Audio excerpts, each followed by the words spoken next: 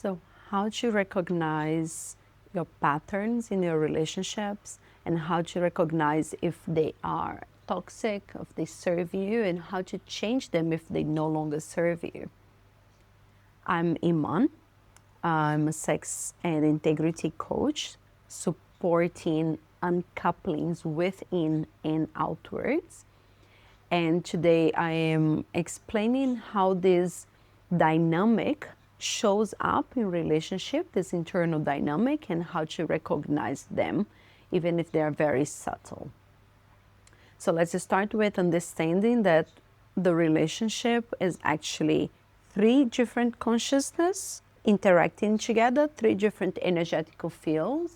It's your own, which is the one we're going to talk about today, and the one of your partner, which doesn't really matter because you came to this video understanding that your relationship is repeating patterns.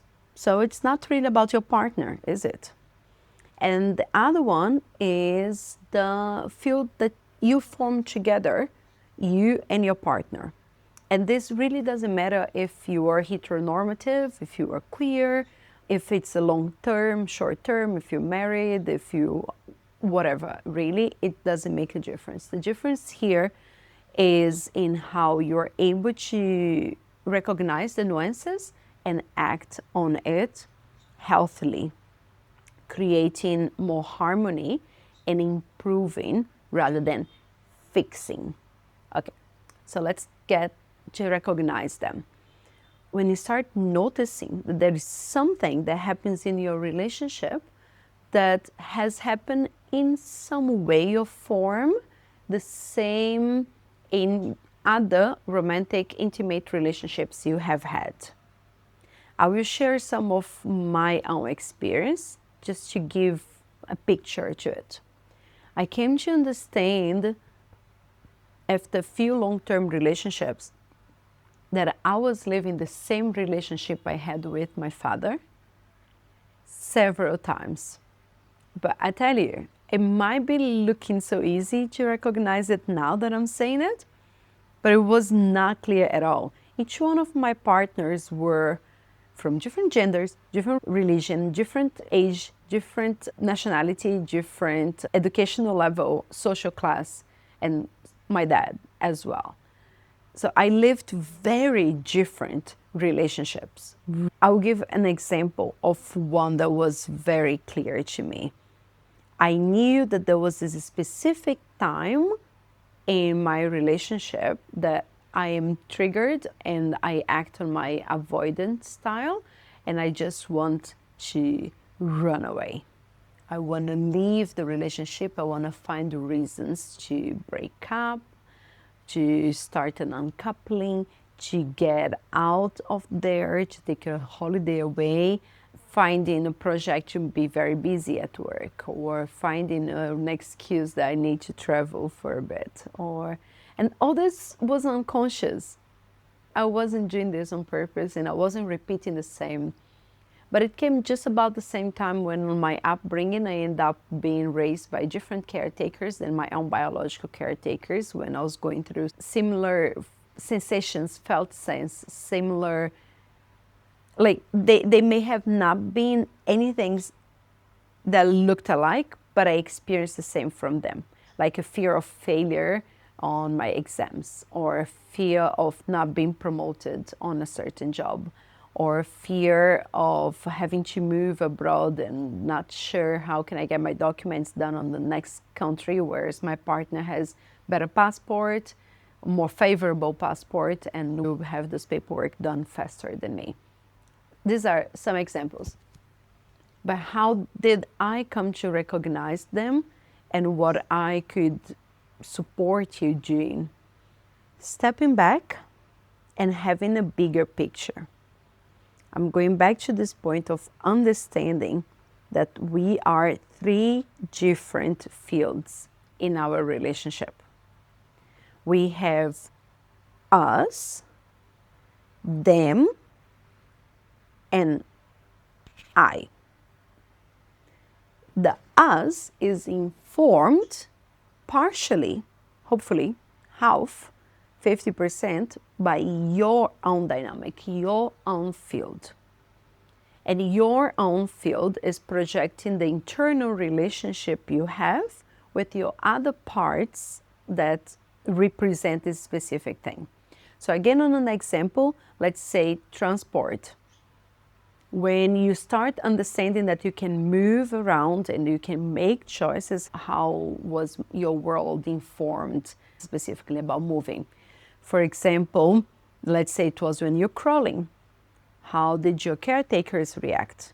Were they relieved or concerned? Were you free to move around or you had many limitations? Were you told that there is a specific way that is fine to move around and then there is another way that now you have boundaries that are not predictable?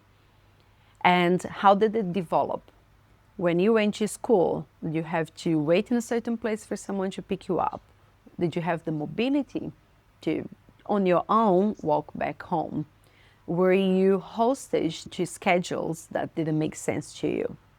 Were you able to speak your truth when you want to, for example, stay late in a friend's home, or you got late to school because you stopped on the way to chat? How do you interact with these internal dynamics, with the part of you that is always late, the part of you that feels constrained, the part of you that cannot handle stay indoors for this amount of time?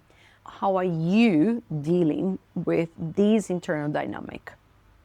If you are telling your parts, be quiet, it doesn't matter. This is Christmas, we have to stay here. This is my mom's gathering. It makes no sense to want to go outside. Or if I come out of work early, I want to go out and I don't want to talk about it with my partners. So I'm just going to lie, or I'm not going to leave work early. I will keep on giving myself extra tasks. These are just examples for you to picture how it works in your internal dynamic. Do you suppress? Do you repress? Do you avoid? Know that all this energetically is sensed and it's informing the relationship, energy field, and the other persons. And if you are unconscious about it, it doesn't change how it affects. It still affects the same. These sort of dynamics are happening in all fields constantly. Our own health, our own internal digestion, nutrition.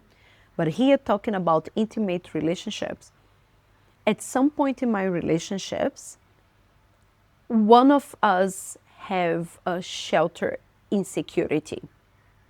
Either I have asked them to sleep outside, go to their parents because I don't feel safe with them at home, or I don't feel comfortable with their presence, or I myself have asked to go a couple of nights away for a trip or to stay with friends because I wasn't really into staying in under the same roof with them for that period of time.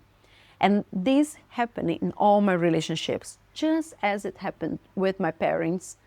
So I came to a point where I was like, I'm now single. I've finished my uncoupling of my 7th relationship, and I'm aware of those dynamics. So I want to observe how they present in my field when I am not with another person. Because now my field is only my field. I don't have the 3 anymore. The other person's not there. So there isn't a relationship field. It's only mine, and I want to understand it well. And I'm not implying that you have to do the same. Perhaps all you need to do is to understand from my own and apply it on yours, what I've learned. It has served that way to many of my clients, so I hope it serves you. And if you want to know more and do those exercises in more details, you can read my book, Uncoupling Reimagined. It's a straightforward path to support you to do those uncoupling dynamics within, even if it does not necessarily mean uncouple from another person. But when I find this an ideal time is when you actually move in between relationships. It's the easiest place to work with this. But anywhere to work, either you are in a relationship or you're not. Get back to where I was.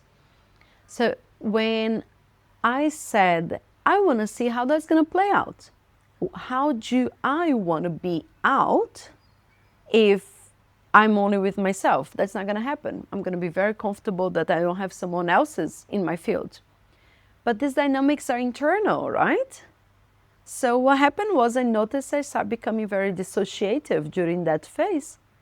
And I really don't want to stay in my own space. I want to be doing things that will keep me engaged outside of my presence. Another one that's very interesting, and that's actually what gave me the idea of recording this video, was during a certain phase in my relationships with my dad and with my former lovers, there was a time when we don't want to be together and we literally get to change the key or to kick each other from the house or to ask time apart or to move into different flats or bedrooms. Something like really physically happens when it's like, hey, for now, in this phase of our relationship, we can't share the same roof as I shared before. But then I didn't go only on dissociating. I went an extra layer that I have no idea how that happened. Here I was, a single person living at home, recognizing that this phase is going on, that I'm having this moment of wanting to stay away from myself, and very curious to know how the energetic field is going to play out. And I go to the gym, and I come back home, and my house is locked from inside. Nobody's in my place. There's nowhere anyone went in, nothing registered in the camera, nobody got into the flat, but it's manually latched in, locked from inside. So, of course, call the maintenance, we break the door in, and nobody finds a clue how did that happen. We remove the latch, right, put it aside, and it was a mystery. But I knew for sure it was to do with my own dynamic, the same one that played out in all my relationships, in a moment when I don't have where to stay, because it's in my field, this moment of wanting to stay away. A couple of days, perhaps a week later, I come back home and the same thing happened again. But this time, I have a camera facing the door, and I go to check once, of course, break into the house again, ask neighbors for help, get through the whole embarrassment, get late, you know. And then finally, I go in and check, okay, so I want to know how the heck did this latch get closed? Well, my parrot was pissed that I didn't take him out, and he flew on the latch, and so in such great maneuvers, he managed to lock it from inside, and he has done it only these 2 times.